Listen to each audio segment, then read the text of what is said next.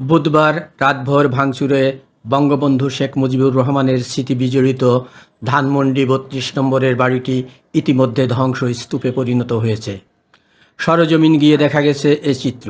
বাড়ির সামনের অংশে ৩ তলা পর্যন্ত অনেকটাই গুঁড়িয়ে দেওয়া হয়েছে। সকালে ভাঙচুরের অংশ নেওয়া কয়েকজন বলেন, ভবনের বাকি অংশ ভেকু দিয়ে ভেঙে সমতল না করা পর্যন্ত তাদের কাজ চলবে। রাতে যারা ছিলেন তাদের অনেকেই সকালেও বাড়িটির সামনে দেখা গেছে। ফজরের নামাজের পর থেকে অনেকেই ৩২ নম্বরের বাড়িটির দিকে যেতে দেখা যায়। সেখানে জড়ো হওয়া কয়েকজন বলেছেন, স্বৈরাচারের কোনো চিহ্ন তারা রাখতে চান না। ভবনের বড় অংশ ভাঙার সঙ্গে সঙ্গে উল্লাস করতেও দেখা গেছে তাদেরকে। সকালে ক্রেন ও এক্সকাভেটর দিয়ে যখন ধ্বংসপ্রাপ্ত বাড়িটির অবশিষ্ট অংশ ভাঙতে দেখা গেছে, সেই মুহূর্তে বাড়ির কিছু জায়গায় আগুন জ্বলতেও দেখা গেছে। বাড়ির বিভিন্ন অংশে লাল কালি দিয়ে লেখা ছিল, স্বৈরাচার সাবধান।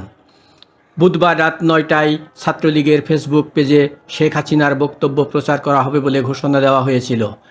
এ ঘোষণাকে কেন্দ্র করে গতকাল দিনভর সামাজিক যোগাযোগ মাধ্যমে উত্তেজনা চলে। বৈষম্য বিরোধী ছাত্র আন্দোলনে অংশ নেওয়া অনেক ছাত্র জনতা ও অনলাইন অ্যাক্টিভিস্ট ফেসবুকে ধানমন্ডি ৩২ অভিমুখে বুলডোজার মিছিল এবং মার্চ টু ধানমন্ডি ৩২ কর্মসূচির ডাক দেন। এদিন বিকেলে ধানমন্ডি ৩২ নম্বরের বাড়িটি গুঁড়িয়ে দেওয়ার হুঁশিয়ারি দিয়ে ফেসবুকে একাধিক পোস্ট দেন ইনকিলাব মঞ্চের আহ্বায়ক ও জাতীয় নাগরিক কমিটির সদস্য শরীফ ওসমান হাদি। ফেসবুকে নিজের ভেরিফাইড ফেসবুক অ্যাকাউন্ট থেকে ধানমন্ডি ৩২ ভাঙার ডাক দেন বিদেশে অবস্থানরত অনলাইন অ্যাক্টিভিস্ট পিনাকি ভট্টাচার্য। তিনি লেখেন, থাকবে না ৩২ নাম্বার, থাকবে না, ইনকিলাব জিন্দাবাদ।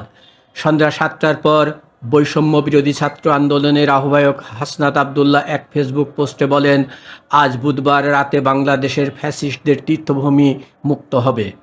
এরপরই ধানমন্ডি ৩২ নম্বরে শেখ মুজিবের বাসার সামনে এসে জড়ো হতে শুরু করেন বিক্ষুব্ধ ছাত্ররা। পরে রাত ৮টার দিকে বাড়িতে প্রবেশ করেন তারা। সময় বাড়ার সঙ্গে সঙ্গে ভিড়ও বাড়তে থাকে। সে সময় বাড়িতে ব্যাপক ভাঙচুর চালানোর পর আগুন ধরিয়ে দেওয়া হয়। একই সঙ্গে প্রবেশমুখে স্থাপিত শেখ মুজিবুর রহমানের মুরালটি সম্পূর্ণ ভেঙে ফেলা হয়। রাত 10টা 50 বাড়ির সামনে বুলডোজার আনা হয়। ভাঙচুরের আগে বিক্ষুব্ধ শিক্ষার্থীরা বলেন, স্বৈরাচার শেখ হাসিনা আজকে ছাত্রলীগের ব্যানারে জাতির সামনে ভাষণ দেবে। আমরা এদেশে বঙ্গবন্ধু শেখ হাসিনার কোনো অস্তিত্ব রাখব না। বৈষম্য বিরোধী ছাত্র আন্দোলনের নেতৃত্বে সংগঠিত গণ অভ্যুত্থানে আওয়ামী লীগ সরকারের পতনের পর গত 5ই আগস্ট বঙ্গবন্ধু শেখ মুজিবুর রহমানের স্মৃতিবিজড়িত ধানমন্ডি ৩২ নম্বরের বাড়িতে হামলা, ভাঙচুর ও অগ্নিসংযোগ করেছিলেন বিক্ষুব্ধ জনতা। এরপর থেকেই বাড়িটি অনেকটা পরিত্যক্ত অবস্থায় ছিল।